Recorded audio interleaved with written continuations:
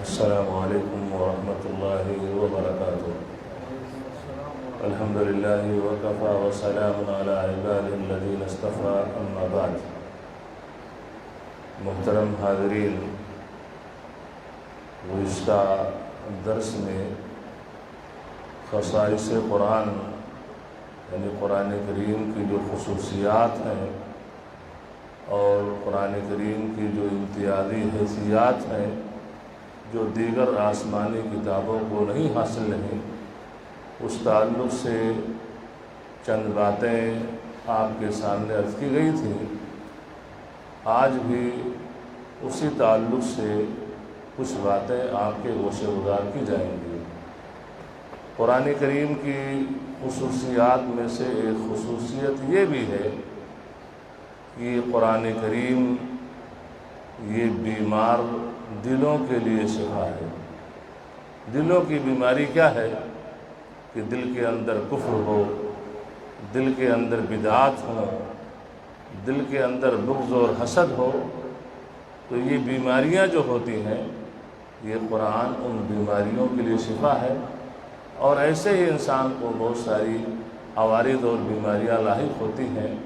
تو ان بیماریوں کے لیے قرآن کریم شفا ہے اور مومنوں کے لیے سراپا رحمت ہے، اور عام لوگوں کے لیے، ساری انسانیت کے لیے یہ باعث ہدایت ہے۔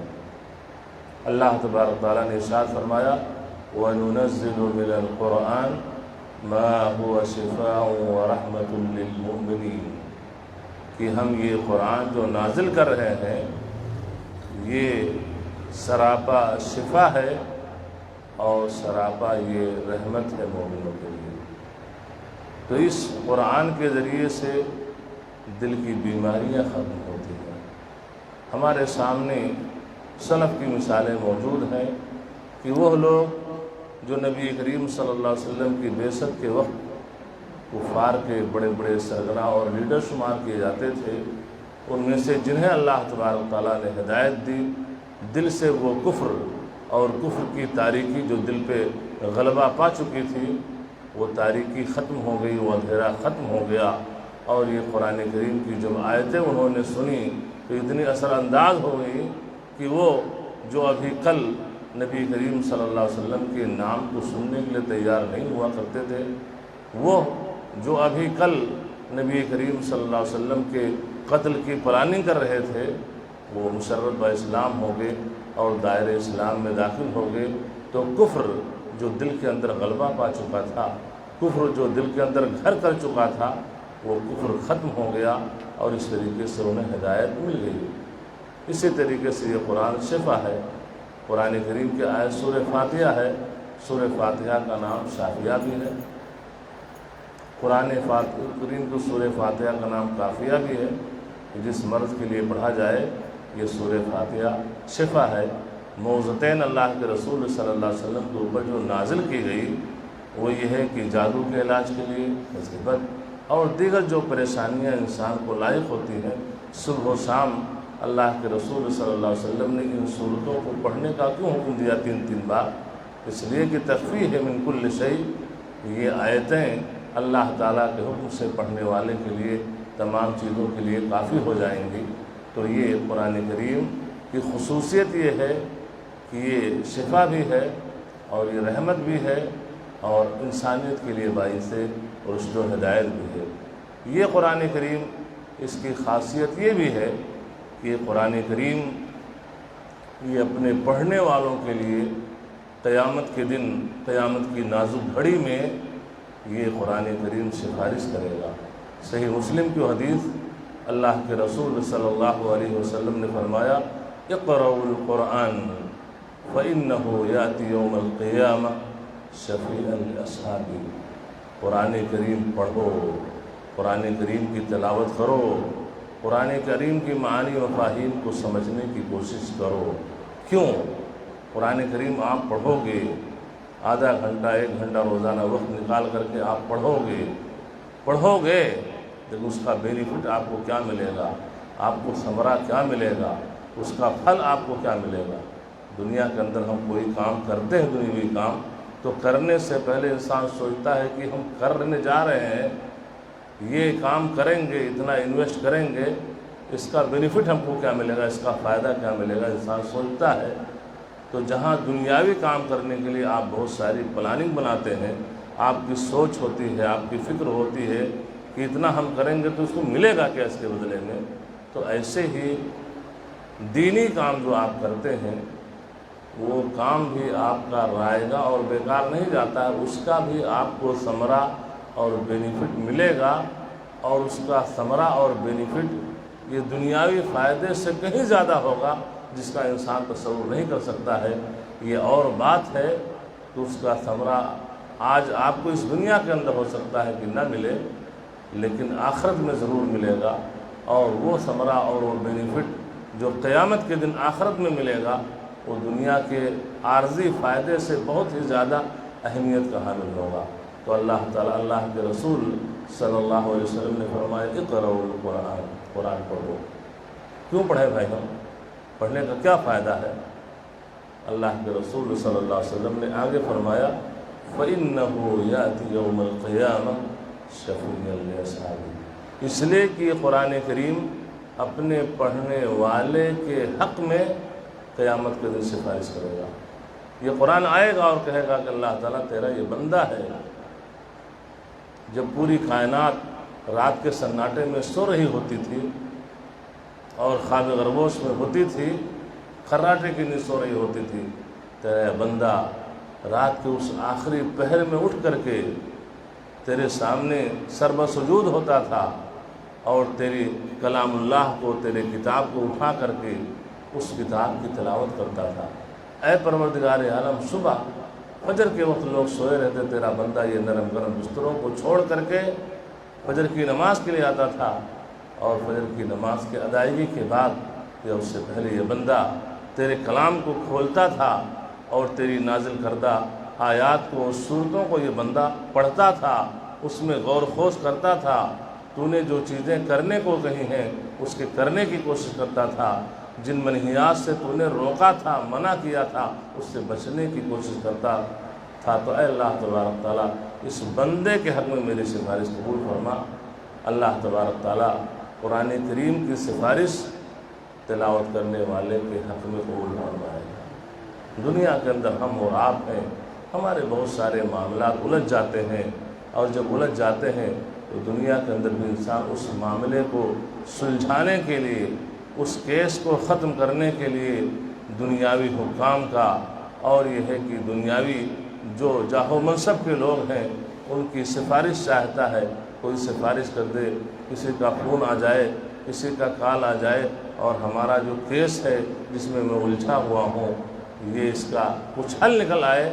تو دنیا کے اندر ایک کوشش ہوتی ہے اور معاملہ حل ہو جاتا ہے۔ تو جب آخرت کے دن، قیامت کے دن ہم اللہ تعالیٰ کے سامنے پیش کیے جائیں گے، انسان ہونے کی بنیاد پر بہت ساری غلطیاں، خامیاں، خطائیں، گناہ ہوتے ہیں، اب وہاں بھی معاملہ آپ کا الجھا ہوا ہے، اس الجھے ہوئے معاملے کو سوالو کرنے کے لیے اگر یہ قرآن کریم جس سے آپ لو لگائے ہوئے ہیں اس کو پڑھتے ہیں تو یہ قرآن کریم سفارش کرے گا، اور قرآن کریم کی سفارش قبول کی جائے گی۔ تو یہ قرآن کریم کی ایک خاصیت ہے جو دیگر آسمانی کتابوں کو نہیں حاصل ہے۔ قرآن کریم پڑھیں گے، قرآن کریم اپنے پڑھنے والے کے حق میں سفارش کرے گا۔ اللہ تعالی ہمیں قرآن کریم کی تلاوت کی توفیق عطا فرما، اس کے معنی مفاہیم کو سمجھنے کی توفیق عطا فرما، اور سمجھنے کے ساتھ جو اوامر ہیں، جو نواہی ہیں، جن کے کرنے کا مولا تو نے حکم دیا ہے، اور جن چیزوں سے بچنے کا حکم دیا ہے، مولا ان تمام چیزوں کو برتنے کی توفیق عطا فرما۔ یہ قرآن کریم، اس کی ایک خاصیت یہ بھی ہے کہ اللہ کے رسول صلی اللہ علیہ وسلم نے ایسے انسان کو جو قرآن کریم پڑھنے والا ہو، پڑھانے والا ہو، جس کا مشغلہ ہی یہی ہو کہ وہ پڑھتا ہے، لوگوں کو پڑھاتا بھی ہے، قرآن کریم خود سیکھتا ہے، لوگوں کو سکھاتا بھی ہے، تو ایسے انسان کو اللہ کے رسول صلی اللہ علیہ وسلم نے فرمایا کہ خیرکم من تعلم القرآن وعلمہ،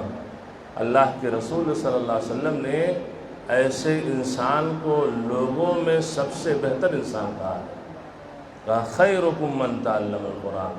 تم میں سب سے بہتر، سب سے اچھا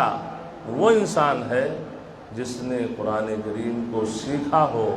اور قرآن کریم کو لوگوں کو سکھلایا ہو۔ اللہ کے رسول صلی اللہ علیہ وسلم نے یہ نہیں کہا کہ تم میں سب سے بہتر وہ انسان ہے جو بہت ساری فیکٹریوں کا مالک ہو۔ اللہ کے رسول صلی اللہ علیہ وسلم نے یہ نہیں فرمایا کہ تم میں سب سے بہتر وہ انسان ہے بہت ساری جائیداد اور زمین کا مالک ہو۔ اللہ کے رسول صلی اللہ علیہ وسلم نے یہ نہیں کہا کہ تم میں سب سے بہتر وہ انسان ہے جو بہت ہی زیادہ خوبصورت ہو، بہت ہی زیادہ صحت مند ہو۔ اللہ کے رسول صلی اللہ علیہ وسلم نے یہ نہیں کہا کہ تم میں سب سے بہتر وہ انسان ہے جو دنیاوی جاہ و منصب کا مالک ہو، جو سی ایم ہو، پی ایم ہو، بادشاہ وقت ہو، حاکم وقت ہو، جس کے ہاتھ میں پوسٹ ہو، منصب ہو۔ اللہ کے رسول صلی اللہ علیہ وسلم نے کسی کو نہیں کہا کہ تم میں سب سے بہتر وہ انسان ہے، لیکن اس انسان کو جس کے دل میں قرآن کریم کی آیات محفوظ ہیں، جو قرآن کریم کو پڑھنے والا ہے، قرآن کریم کو پڑھانے والا ہے، اس کا مشغلہ ہی یہی ہے، تو اللہ کے رسول صلی اللہ علیہ وسلم فرمایا خیرکم من تعلم القرآن وعلمہ، تم میں سب سے بہتر، سب سے اچھا وہ انسان ہے جس نے قرآن کریم کو سیکھا ہو، پڑھایا ہو۔ تو یہ خصوصیت کس کتاب کو حاصل ہے؟ قرآن کریم کو۔ اللہ کے رسول صلی اللہ علیہ وسلم نے نہیں کہا کہ تم میں سب سے بہتر وہ انسان ہے جس نے تورات کو پڑھا ہو، جس نے زبور کو پڑھا ہو، جس نے انجیل کو پڑھا ہو، صحف ابراہیم، صحف موسیٰ اور دیگر آسمانی کتابیں جو نازل کی گئیں اس کو پڑھا ہو، پڑھایا ہو، اس کا علم رکھتا ہو۔ کہا نہیں، خیرکم من تعلم القرآن، سب سے بہتر وہ انسان جس نے قرآن کریم کو سیکھا ہو۔ تو یہ بھی قرآن کریم کی ایک امتیازی وصف اور قرآن کریم کی ایک امتیازی خصوصیت ہے جو دیگر آسمانی کتابوں کو حاصل نہیں، کہ جب قرآن کریم کے پڑھنے والے کا یہ مقام ہے تو قرآن کریم کا پھر کیا پوچھنا کہ دیگر آسمانی کتابوں پر قرآن کریم کی فوقیت اور قرآن کریم کا امتیاز کیا ہے، اس کا ہم اندازہ نہیں لگا سکتے ہیں۔ تو یہ ہے قرآن کریم کی خصوصیت۔ یہ اور بات ہے کہ آج ہم جس معاشرے، جس سماج، جس سوسائٹی میں ہم جی رہے ہیں، سانس لے رہے ہیں، آج ہمارا معاشرہ بڑی تباہی کی طرف جا رہا ہے، اور اسی تباہی میں یہ بھی ہے کہ انسان کی فکر، انسان کی سوچ یہ تباہ ہو گئی ہو کہ آج کتنے علماء ہیں، کتنے حفاظ ہیں جن کا مشغلہ صبح و شام قرآن کریم کو پڑھنا اور پڑھانا ہے، جسے اللہ کے رسول صلی اللہ علیہ وسلم کہہ رہے ہیں کہ سب سے بہتر وہی ہے۔ لیکن آج ہمارے سوچنے کا پیمانہ بدل چکا ہے، ہم سب سے بدتر اسی انسان کو سمجھ رہے ہیں۔ سمجھتے ہیں نہیں سمجھتے ہیں؟ کم لوگ ہیں جن کے یہاں ان علماء کی قدر ہو، علماء کا مقام ہو، ان کی توقیر کی جائے، ان کو عزت دی جائے، ورنہ یہ ہے کہ عام طور سے دیکھنے میں مولوی صاحب، ان کی دوڑ تو مسجد و مسجد سے گھر، ان کو کیا پتہ دنیا میں کیا ہو رہا ہے۔ اس طرح کی واہیات اور اس طرح کی فضول باتیں اور اس طرح کا تصور ایک ذہن میں لوگوں کے ہے علماء، اہل علم اور حفاظ کے تعلق سے، جبکہ نبی کریم صلی اللہ علیہ وسلم نے اس فکر کی نفی کی ہے۔ کہا نہیں، سب سے بہتر وہی انسان ہے۔ اللہ تبارک تعالیٰ سے دعا ہے کہ اللہ تبارک تعالیٰ ہم تمام لوگوں کو قرآن کی عظمت، قرآن کی خصوصیت، قرآن کی جو امتیازی حیثیت ہے اس کو سمجھنے کی توفیق عطا فرما، اور یہ ہے کہ سمجھنے کے ساتھ اس کو برتنے کی توفیق عطا فرما۔ مولا ہمیں قرآن کریم کی تلاوت کرنے والا بنا، مولا قرآن کریم سے ہمیں اپنا تعلق قائم کرنے کی توفیق فرما، کہ جس کی بنیاد پر یہ قرآن کریم کل میدان محشر میں ہمارے حق میں سفارش کر سکے۔ ہمارے جو معاملات اس نازک گھڑی میں الجھے ہوئے ہوں، قرآن کریم کی سفارش کی وجہ سے مولا ہمارے وہ معاملات آسان ہو جائیں۔ اللہ تعالیٰ کو ہم سب کو اس کی توفیق عطا فرما۔ صلی اللہ علیہ نبینا محمد وعلی آلہ وصحبہ وسلم، والسلام علیکم ورحمۃ اللہ وبرکاتہ۔